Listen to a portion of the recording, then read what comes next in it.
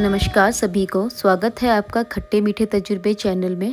तो ये वीडियो है अमरनाथ जी की कथा का, उनकी कहानी का। इस वीडियो में हम बात करेंगे अमरनाथ यात्रा की और स्वयंभू की। तो श्रीनगर तक की फ्लाइट लेने के बाद हमने की कैब श्रीनगर से नीलगिरार के लिए। तो अमरनाथ फेमस है अपने बर्फ के शिवलिंग के लिए, जिनको हम स्वयंभू भी बोलते हैं। स्वयंभू वो शिवलिंग होते हैं जो स्वयं से प्रकट होते हैं या स्वयं से बनते हैं। ये जो अभी आप देख रहे हो, ये है श्रीनगर की डल लेक। जैसे ऐसा कहते हैं कि हमारे देश में जो भी 12 ज्योतिर्लिंग है, 12 के 12 ज्योतिर्लिंगों में स्वयंभू है।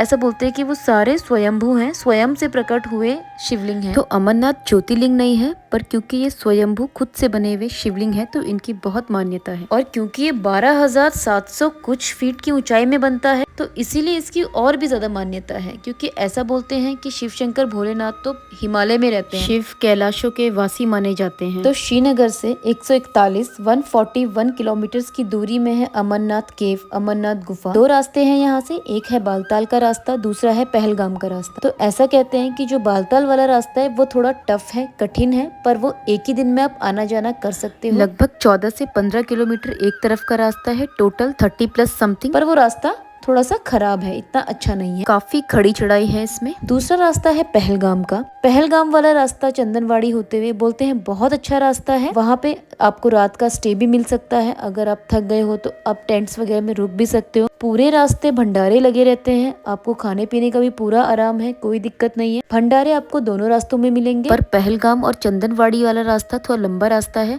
लगभग 36 से 38 किलोमीटर एक तरफ की दूरी है। मतलब आपको 36 से 38 किलोमीटर पैदल जाना है। इसीलिए पहलगाम वाले रास्ते से अमरनाथ गुफा पहुंचने तक कम से कम 3 दिन लग जाते हैं और वापस आने में अगले 2 से 3 दिन, तो 6 दिन आप मान के चलिए। पर बालताल से आप सेम डे ही आना और जाना दोनों कर सकते हैं। तो मैं गई थी बालताल वाले रूट से, और आपने थोड़ी देर पहले देखा होगा यहाँ पे बहुत अच्छी टनल भी बनी हुई है। तो ऐसा कहते हैं पहले जब ये टनल नहीं थी तो 40 किलोमीटर घूम के जाना पड़ता था। टनल बनने के बाद से अब कुछ तो 6 से 7 किलोमीटर का रास्ता हो गया है ये।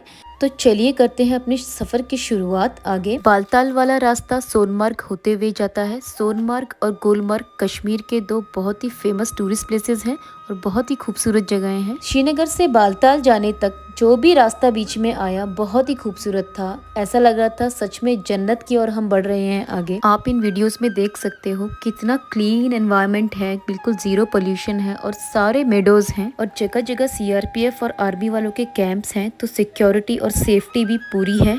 तो सारे खूबसूरत रास्तों को कवर करते हुए हम पहुंचे नीलगिरार। नीलगिरार में आर्मी बेस कैंप है तो हम वहीं पे रुके थे। बाकी कुछ लोग आगे तक जाते हैं तो वो बालताल भी रुकते हैं। बालताल में रुकने के लिए बहुत सारे टेंट्स की सुविधाएं अवेलेबल हैं। बालताल के बाद फिर आता है डोमेल। डोमेल से असली चढ़ाई शुरू होती है, असली यात्रा शुरू होती है। मेन गेट भी वहीं पे है। बेस कैंप पहुंचने के बाद सबसे पहले हमने भंडारे में खाया खाना, बहुत ही स्वादिष्ट खाना। यात्रा शुरू होने से पहले जब आपका रजिस्ट्रेशन होता है वहाँ पे आपको एक आईडी कार्ड मिलता है, सबको, सारे यात्रियों को। उस आईडी कार्ड में एक RFID चिप भी होती है। तो कभी आप इधर उधर हो जाओ यात्रा के दौरान तो आर्मी वाले आपको ट्रैक कर सकते हैं आपकी RFID चिप की हेल्प से। RFID चिप आपकी करंट लोकेशन तो नहीं बता पाएगी, पर जिस जिस लोकेशन से आप पास हुए हैं पूरी यात्रा में वो डिटेल्स जरूर मिल जाएंगी। हमारा हुआ मेडिकल चेकअप, रजिस्ट्रेशन, सब कुछ। उसके बाद हम गए आर्मी कैंप्स में। हम लोग फ्रेश हुए, हमने नहाया धोया। उसके बाद रात को हम निकले यात्रा के लिए। ऐसा कहते हैं कि ट्रैक आप जितनी रात में शुरू करो उतना सफर अच्छा कटता है, क्योंकि रात में आप कितना चल रहे हो, कितना दूर है पता नहीं लग पाता और आप ज्यादा डिस्टेंस कवर कर पाते। तो मेन अमरनाथ यात्रा के द्वार 3 बजे से या 4 बजे से खुल जाते हैं सुबह। और अगर आप यात्रा में हैं तो आप खाने पीने की चिंता तो बिल्कुल भी मत करिए, क्योंकि पूरे रास्ते भर भंडारे होते हैं, चाय वगैरह सब कुछ, सारी फैसिलिटीज आपको रास्ते में मिलेगी। वॉशरूम्स भी अच्छे हैं, सब कुछ है। पर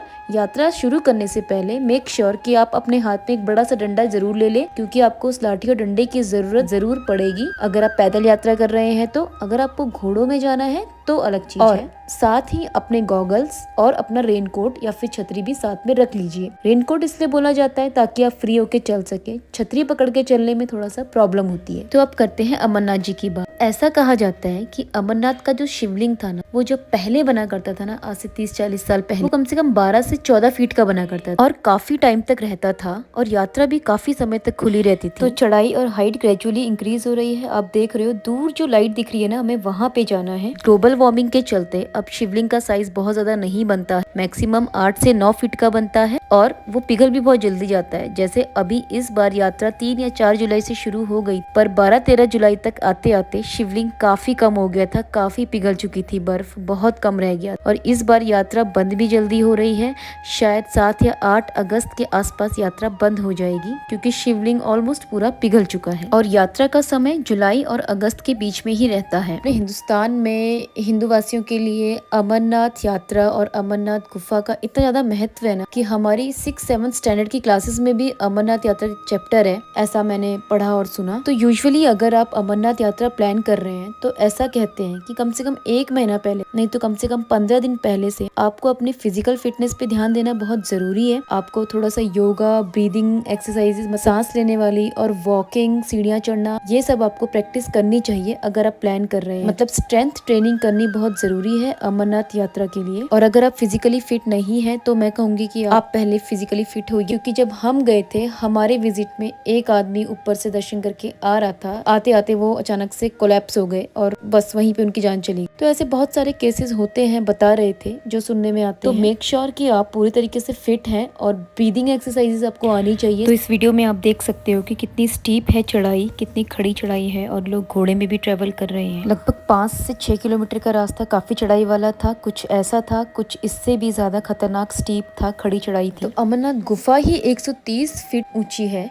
40 मीटर ऊंचाई है अमरनाथ गुफा। उस गुफा के अंदर बनता है शिवलिंग। तो पूरा शिवलिंग जब बनता है तो बहुत सुंदर लगता है। हमने तो पूरा नहीं देखा, हमारे पहुंचने तक काफी हद तक वो पिघल चुका था। तो क्या आपको लगता है कि अमरनाथ का जो शिवलिंग है, ये अमरनाथ गुफा सिर्फ इसीलिए फेमस है कि वहाँ बर्फ का शिवलिंग बनता है? नहीं, अमरनाथ गुफा का इसलिए भी ज्यादा महत्व है कि भगवान शिव ने, भगवान शंकर ने यहाँ पार्वती को अमर कथा सुनाई थी कि अमर होने का राज क्या है, उसकी कथा क्या है। तो एक बार की बात है, माँ पार्वती ने भगवान शिव से पूछा कि आपके गले में इतनी लंबी, इतनी सारी मुंडमाला कैसे है और कहाँ से है? भगवान शिव ने उन्हें रिप्लाई किया कि जितनी बार भी पार्वती का, सती का जन्म होता है, उतनी बार मैं एक मुंडमाला, एक मुंडी इस माला में डाल लेता हूँ। इस पर पार्वती उनसे पूछती है कि शिव कैसे इमॉर्टल है, शिव कैसे अमर है और पार्वती हर बार जन्म लेती है या फिर सती हर बार जन्म लेती है, पर शिव तो इमॉर्टल है, कैसे? पार्वती और सती को तो इतनी बार जन्म लेके आना पड़ता है, पर शिव तो एक ही है, तो ऐसा कैसे है? तो ये जानने की इच्छा पार्वती ने शिव जी से जताई। तो शिवजी पहले तो उनको नहीं कुछ बताना चाह रहे थे, फिर पार्वती के जिद करने पे शिवजी ने कहा कि मैं तुम्हें एक अमर कथा सुनाऊंगा, जिसको कहते हैं द स्टोरी ऑफ इमोर्टैलिटी। तो इस पर पार्वती तैयार हो गई एक लंबी सी शिव कथा सुनने के लिए, अमर कथा सुनने के लिए। तो जब पार्वती तैयार हुई कथा सुनने के लिए तो शिवजी निकल पड़े एक अच्छे से स्थान के लिए। अच्छे से स्थान का मतलब बिल्कुल एकांत, शांत, जहाँ कोई और कथा सुनने वाला ना हो और जो बिल्कुल पहाड़ों में हो। तो शिवजी चल पड़े उस जगह की तलाश के लिए पार्वती के साथ। तो ऐसा कहते हैं कि जब वो पहलगाम से या उस रास्ते से निकले होंगे एक शांत गुफा, शांत जगह की तलाश के लिए जहाँ पे अमर कथा सुनाई जाए, धीरे धीरे उन्होंने सारी चीजें वो त्यागते गए। जो भी उन्होंने पहनी थी, चाहे वो उनके गले का सांप था, चाहे चंद्रमा था, चाहे गणेश जी थे, चाहे नंदी था, सब वो एक एक करके त्यागते गए। तो ऐसे कहते हैं पहलगाम में सबसे पहले उन्होंने नंदी को त्यागा और चंदनवाड़ी जगह में उन्होंने चांद को रख दिया और शेषनाग पे उन्होंने अपने सारे सांप निकाल के रख दिए और गणेशा जी को उन्होंने रख दिया महागुण पर्वत के पास। और फिर पंचतरणी में भगवान शिव ने अपने 5 तत्वों को त्याग दिया। पंचतरणी में ऐसा बोलते हैं कि 5 नदियों का संगम है और वो पहलगाम वाले रास्ते पे पड़ता है। तो ऐसा कहते हैं कि ये सारे चंदनवाड़ी, पंचतरणी, शेषनाग, महागुणस, ये सारे ना बहुत ही ज्यादा महत्वपूर्ण पड़ाव है जब आप अमरनाथ यात्रा की ओर जाते हैं पहलगाम के रास्ते। तो फिर हमारे भोलेनाथ इन सब चीजों का त्याग करते हुए और फिर वो पहुंचे आखिरी में अमरनाथ की गुफा में। और अमरनाथ की गुफा में पहुंचते ही उन्होंने एक समाधि वाली स्टेट ले ली, एक वो प्रोफाउंड, एक मेडिटेशन में वो बैठ गए। और वहां बैठे तो ऐसा बोलते हैं उन्होंने अपने चारों ओर एक अग्नि जला दी, एक आग जला दी, जिससे कि कोई भी लिविंग बीइंग, कोई भी उस अग्नि के अंदर एंटर ना कर पाए जहाँ पे वो पार्वती माता को अपनी कथा सुनाने वाले थे। तो जब उन्होंने मेडिटेशन की स्टेट में आके अपनी कथा सुनानी शुरू की तो पार्वती उनकी कथा सुन रही थी और कथा सुनते सुनते पार्वती को बीच में ही नींद आ गई। पार्वती माता सो गई, पर वहाँ पे पार्वती के अलावा 2 और कबूतर भी थे, सफेद कबूतरों के जोड़े थे। तो ऐसा कहते हैं कि जब शिवजी कथा सुना रहे थे तो बीच बीच में कबूतर हुंकार भर रहे। कबूतर जैसे आवाज करता है ना बीच में हूं करके, तो ऐसे ही कबूतर बीच बीच में आवाज कर रहे थे। तो शिवजी को लगा कि पार्वती माता उनकी कथा सुन रही है और उनको एक्नॉलेज कर रही है बार बार। पूरे रास्ते में ही ऐसे ऐसे खूबसूरत झरने थे और बहुत सारे झरने थे। एक टाइम के बाद तो मैंने काउंट करना छोड़ दिया था, क्योंकि ऊपर की साइड बारिश थी तो ऑब्वियसली पानी सारा झरनों की फॉर्म में नीचे आ रहा था और बहुत ही ज्यादा खूबसूरत लग रहा था। हम अपनी कथा फिर से कंटिन्यू करते हैं। तो एट द एंड जब कथा खत्म हुई और शिवजी ने आंखें खोली तो उन्होंने देखा कि पार्वती तो सो गई है। तो उनको लगा कि जब पार्वती सो गई है तो फिर कथा कौन सुन रहा है, और उनकी नजर पड़ी 2 कबूतरों में। तो फिर उसके बाद कबूतर बहुत ज्यादा डर गए और कबूतरों ने शिवजी के चरण में जाके उनसे माफी मांगी और उनको बोला कि अब तो हमने कथा सुन ली है, आप हमें मारिएगा मत, क्योंकि अगर आपने हमें मार दिया तो ये अमर कथा आपकी झूठी हो जाएगी, मतलब ये झूठ हो जाएगा, क्योंकि हम तो मर जाएंगे और हमने तो कथा सुन ली है, तो आइडियली हमें अमर होना चाहिए, तो इसीलिए आप हमें मारे नहीं बल्कि आगे का पथ प्रदान करें। फिर भोलेनाथ ने उन्हें आशीर्वाद दिया कि आप अमर जोड़े की तरह हमेशा यहाँ पे रहोगे। तो इसलिए तब से ऐसा कहते हैं कि अमरनाथ में आज भी वो 2 सफेद कबूतरों के जोड़े वहाँ पे रहते हैं, क्योंकि वो अमर हो चुके हैं। तो ऐसा कहते हैं, मुझे तो नहीं दिखे वो सफेद 2 कबूतर, मुझे बाकी कबूतर दिखे, पर ऐसा कहते हैं जिनको वो 2 सफेद कबूतर दिखते हैं उनका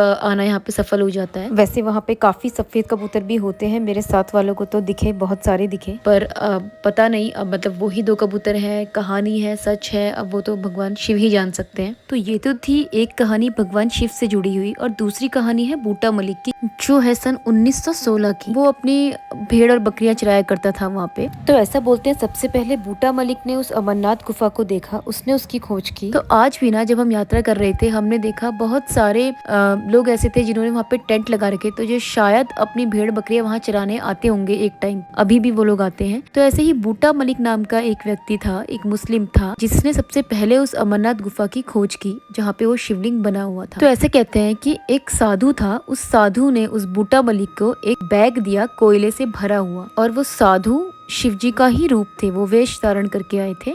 और जब बूटा मलिक ने घर आके देखा तो वो बहुत सारे सोने के सिक्के बन गए घर आके, मतलब वो माला माल हो गया बूटा मलिक। तो वो वापस से उस जगह पे गया और उसने उस साधु को बहुत ज्यादा ढूंढने की कोशिश करी, और ढूंढते ढूंढते उसको वो साधु तो नहीं मिला, पर उसको ये अमरनाथ गुफा और इसके अंदर एक बहुत बड़ा शिवलिंग दिखाई दिया। तो ऐसा कहते हैं कि आज भी 1/4 चढ़ावा अमरनाथ में जो चढ़ता है वो उस गडरिये के, वो बूटा मलिक के वंशजों को जाता है। तो ऐसा कहते हैं। उसके बाद ऐसा बोलते हैं कि 19th सेंचुरी में एक कश्मीरी पंडित हुआ करते थे, महादेव कौल, जिन्होंने इस गुफा पे फिर से चर्चा करनी शुरू की, और उन्होंने अपने इस एक्सपीरियंस को एक बुक में लिखा जिसका नाम था राज तरंगिनी। तो ऐसा बोलते हैं वो बुक इतनी ज्यादा पॉपुलर, इतनी ज्यादा फेमस हो गई कि उसको पढ़ पढ़ के लोग यहाँ पे आने लगे भगवान शिव का आशीर्वाद लेने के लिए। तो ऑफिशियली भक्तों के लिए अमरनाथ गुफा खोली गई 1934 में। डोगरा कम्युनिटी के जो राजा थे महाराजा हरि सिंह, उन्होंने इसको ऑफिशियली स्टार्ट किया 1934 में। और उसके बाद ऐसा कहते हैं कि 1947 में इस गुफा को बंद कर दिया गया था, जब इंडिया और पाकिस्तान का बंटवारा हुआ, दोनों कंट्रीज सेपरेट हुई थी, तो फिर यात्रा रोक दी गई थी। और उसके बाद यात्रा 1949 में फिर से स्टार्ट हुई, और जो स्टार्ट कराई सरदार वल्लभ भाई पटेल ने। तो लगभग हर साल 45 दिन के लिए यात्रा खुलती है, पर इस साल जैसा कि मैंने बताया कम दिन के लिए खुली है, लगभग 1 महीने से थोड़ा सा ज्यादा, क्योंकि शिवलिंग काफी पिघल चुका है।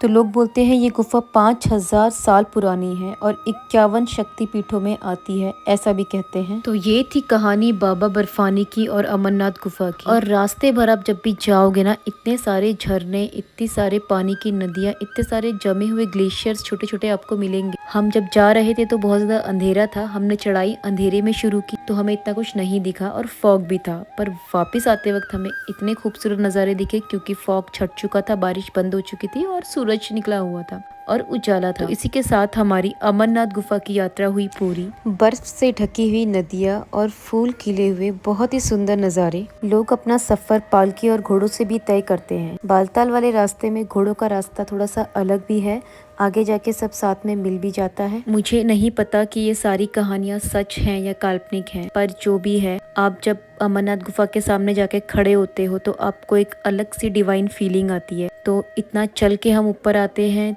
तो हमें इस बात की खुशी होती है, या कुछ तो वहाँ की एनर्जीज में है, कुछ तो पॉजिटिव वहाँ पे है कि आप जब वहाँ पहुँचते हो और गुफा के सामने खड़े होते हो तो आपको एक बहुत ज्यादा एनर्जी सी मिलती है वहाँ पे खड़े होकर। जबकि आप इतना चल के आए होते हो तो यूजुअली आपको एनर्जी नहीं रहनी चाहिए बाकी, पर वहाँ पे कुछ तो ऐसा है कि आप, मुझे पर्सनली लगा कि मैं कुछ तो चार्ज हो गई हूँ यहाँ आके। शायद यही होता है भगवान आदियोगी का तेज। तो ये जो सामने आपको दिख रहा है ये है घोड़े वाला रास्ता। ये थोड़ा घूम के आता है और पैदल रास्ता थोड़ा सा डायरेक्ट है। घोड़े वाला रास्ता नदियों को क्रॉस करके आता है और शायद ये 8 से 10 किलोमीटर कुछ तो एक्स्ट्रा पड़ता है। ये है गुफा का पहला ग्लिम्स, पहली झलक। इसके बाद हमारा सब कुछ वहाँ पे जमा हो जाता है, सारे इलेक्ट्रॉनिक आइटम। तो ये कुछ खूबसूरत नज़ारे देखे हमने वापसी के टाइम, क्योंकि ऊपर जाते टाइम सारा फॉग था और कुछ दिखाई नहीं दिया खास, और बारिश के बावजूद हमारे पैर और जूते धूल से सन हो गए थे। अब हम नीचे की ओर उतर गए हैं। ये है डोमेल का एरिया और आप देख सकते हो कि कितने सारे टेंट्स यहाँ पे लगे हैं। तो ये सारी पेड टेंट सर्विसेज हैं। अगर आपको रुकना है तो आप बालताल में स्टे कर सकते हो, नीचे जहाँ पे बेस है। तो इस वीडियो को यहीं पे समाप्त करते हैं। मैंने सोचा था ये वीडियो 7 से 8 मिनट का बनाएंगे सिर्फ कहानी के साथ, पर मैंने कुछ और भी ज्यादा डिटेल्स इसमें दे दी हैं जो शायद कुछ लोगों के लिए जरूरी होंगी। तो आपको वीडियो और डिटेल्स कैसी लगी आप जरूर बताइएगा, और अगर कुछ गलत बोला है तो प्लीज आप उसको कमेंट सेक्शन में करेक्ट कर सकते हैं। Thanks for watching.